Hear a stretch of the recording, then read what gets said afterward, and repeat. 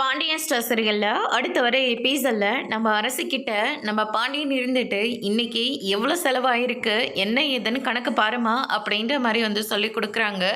அதுக்கு அடுத்து தான் மயில் இருந்துட்டு நேற்றே நம்ம அப்பா கிட்ட சொல்லிட்டோம் கடையிலிருந்து எந்த பணத்தையும் எந்த ஒரு பொருளையும் எடுக்கக்கூடாதுன்னு.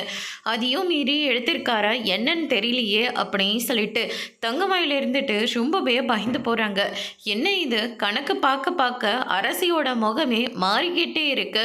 ஒருவேளை இன்றைக்கும் கடையிலேருந்து அப்பா பணத்தை எடுத்திருப்பாரா அப்படின்னு சொல்லிட்டு நம்ம தங்கமயில் வந்து ரொம்பவே பயந்து போயிருக்காங்க.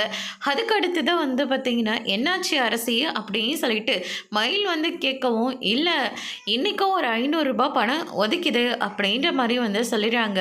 அதுக்கடுத்து தான் நேராக பாண்டியன் கிட்ட போகிறாங்க. அங்கே கோமதி இருக்காங்க. என்னாச்சுடி அப்படின்னு சொல்லிட்டு கேட்கவும், அம்மா இன்றைக்கும் கடைக்கணக்கில் 500 ரூபாய் குறையுதுமா அப்படின்ற மாதிரி வந்து சொல்லிடுறாங்க.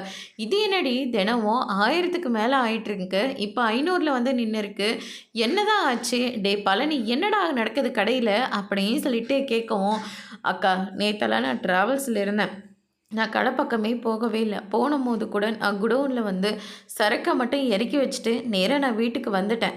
அதுக்கப்புறம் கடையில் என்ன நடக்குதுன்னு எனக்கும் ஒன்றும் புரியல அப்படின்னு சொல்லிட்டு நம்ம பழனி வந்து சொல்லிடுறாங்க. அதுக்கடுத்து தான் நம்ம சரவணன் இருந்துட்டு, அப்பா அது வந்து என்னடா இன்றைக்கும் உங்கள் மாமனார் மேலே தான் பழைய தூக்கி போடலான் இருக்கியா அப்படின்ற மாதிரி பாண்டியன் வந்து சொல்லிடுறாங்க. எனக்கு என்னமோ இவன் மேலே தான் சந்தேகமாக இருக்குன்னு சொல்லி மறுபடியும் பழனி மேலே எல்லா பழையும் பழனியும் சுகன்யாவும் இதை கேட்டோன்னே பயங்கரமாக ஷாக் ஆகுறாங்க. அதோட பிரம முடிச்சிருக்காங்க.